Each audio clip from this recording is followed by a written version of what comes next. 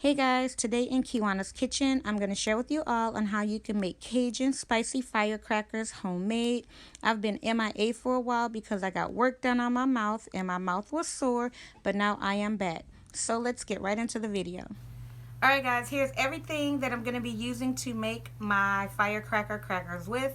I have a total of 4 sleeves of crackers that I put into a freezer bag here. I have my spices here.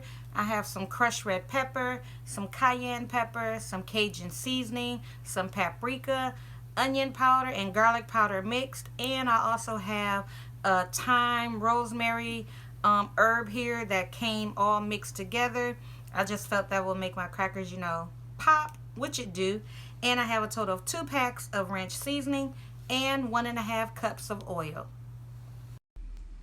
Alright guys, so what you want to do is go ahead and mix up your spices, okay? And then add them to your oil. Now you don't necessarily have to use canola oil. You can use vegetable oil. I've even seen where people use cooking spray and they just sprayed their crackers and they mixed up their spices in the ranch mix and just sprinkled it over the top and then baked it.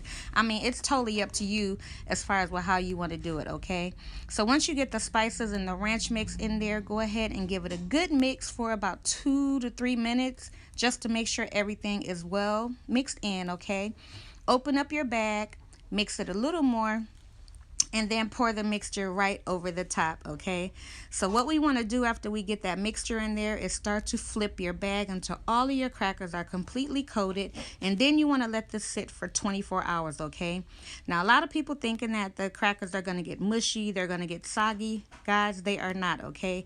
You are going to end up with some nice, spicy, very spicy, crispy crackers, okay? So I made a pepper jam to go with my crackers once I served them, and I also had some cream cheese that I used as well, and guys, they were so good.